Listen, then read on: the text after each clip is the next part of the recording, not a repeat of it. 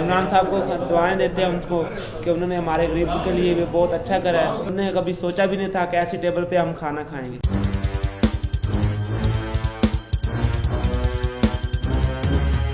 जब अहले हकम के सर के ऊपर बिजली कड़कड़ कड़केगी, जब तख्त उछाले जाएंगे, ना जाने क्या क्या सोचकर फैज अहमद फैज ने ये कलाम गाया था.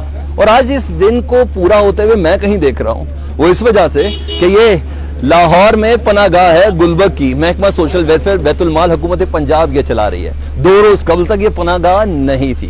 ये पाकिस्तान के हर काले सफेद के मालिक, न जाने कितनी बार वजीर खजाना रहने वाले, मुल्क का नज़्म नस्क को जी हाँ मालियाती तौर पर संभालने वाले, ये था हजवेरी हाउस इसहाक डार साहब का. इसको अंदर से दिखाते हैं कि फैज़ का ख्वाब है या कलाम है, वो आज पूरा होने जा रहा है. ये चीज़ें देखना बहुत ज़रूरी है कि ये 4 कनाल 7 मरले का ये घर था, और जहाँ साबिक वज़ीर खाना इसहाक डार के कई अरमान थे जो यहाँ पूरे हुए. उन्होंने अपनी औलादों को पलता बढ़ता और बुलंद होता हुआ देखा. और ये एक इतना बड़ा घर, ये आम घर नहीं है. ये गुलबर्ग का वो एरिया जहाँ किसी की सोच है कि यहाँ 1 इंच कोई ज़मीन ले सके. इस सारे सराउंडिंग में कम अज़ कम अरबोपति लोग रहते हैं. लेकिन आज उन अरबोपति लोगों के बीच में कुछ ऐसे लोग हैं जिनसे आपका मिलना बहुत ज़रूरी है, जिनको आपका जानना बहुत ज़रूरी है.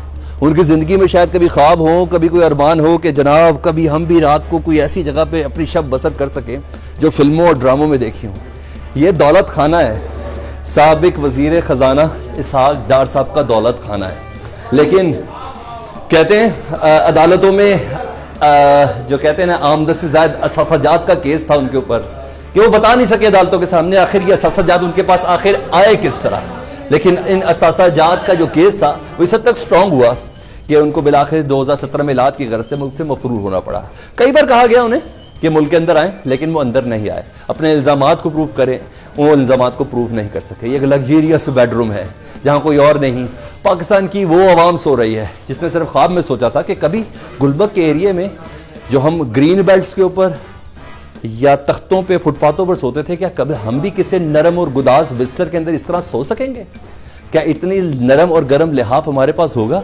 क्या उस कमरे के अंदर वो हीटिंग सिस्टम होगा इन सर्दियों की रातों में कि जहां हम सो सके? नहीं. इमरान खान साहब का शायद वो वादा था, ये वादा यहाँ पूरा होता नजर आ रहा है. वाकई तख्त उछाले जा चुके हैं.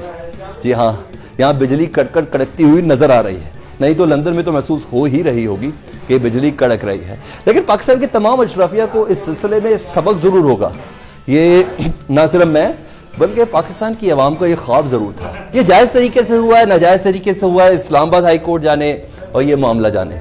लेकिन बहरहाल मेरे लिए ये निहायत अनहोनी चीज़ है, निहायत अनहोनी चीज़ है. और आने वाले मुस्तकबिल को, इस पाकिस्तान के मुस्तकबिल को कहीं ना कहीं डिपेक्ट ज़रूर कर रहा है.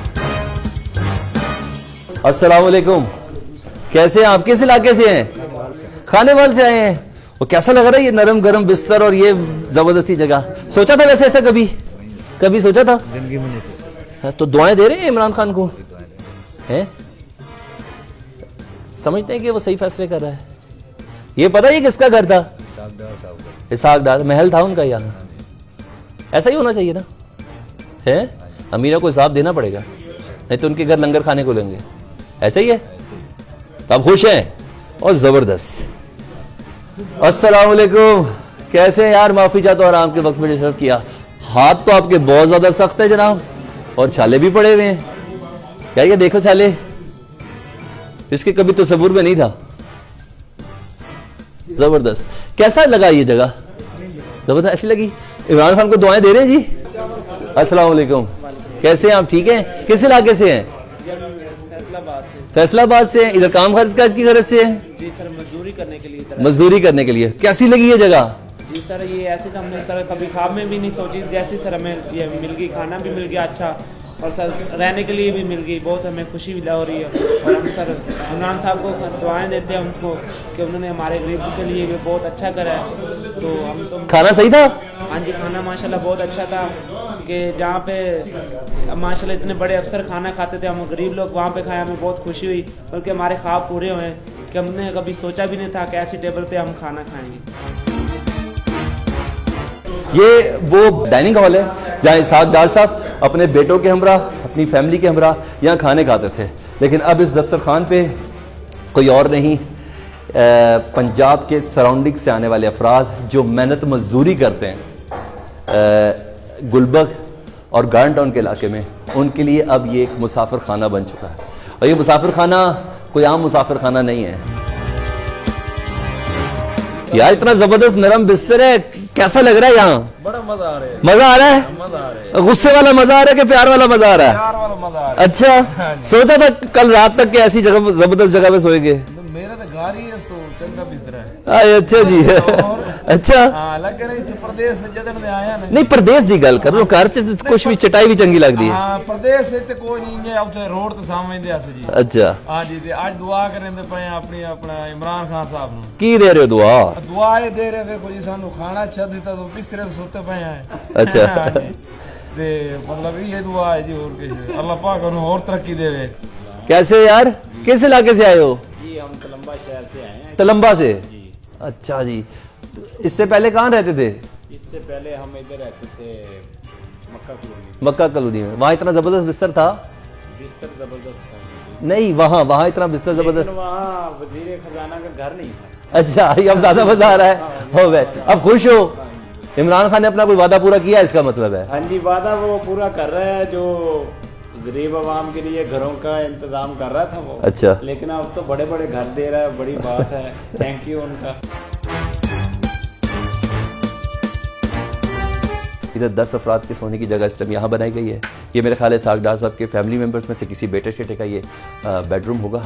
لیکن اب پاکستان کے بیٹے، پاکستان کے غریب بیٹے، وہ ان کے اس محل میں ریسٹ کریں گے اور ریسٹ کر رہے ہیں. کھانا ان کو جو سرو ہوا ہے وہ پلاؤ ہے. کھانا جن کو سرو ہوا ہے میٹھے میں زردہ تھا، چنے والے پلاؤ تھے اور زردہ ان کے ساتھ تھا. اور ساتھ ساتھ میں آپ کو ایک دو اور کمرے بھی دکھانا چاہوں گا. لیکن بہرحال جو مستقبل پریڈکٹ کیا جا رہا ہے وہ یہ پریڈکٹ کیا جا رہا ہے کہ اب Bilawal houses, Zardari houses, Qureshi houses, Sharif houses, اب ہر جگہ میرا خیال ہے کہ اگر کسی عدالت نے کسی قسم کا کوئی فیصلہ نہیں کیا تو نہیں کیا، اب پناہ گاہیں ضرور بننے والی ہیں اس ملک میں. کتنے ہر شہر میں ایک بلاول ہاؤس ہے. اگر حساب نہیں دیا تو پناہ گاہ ہوگا.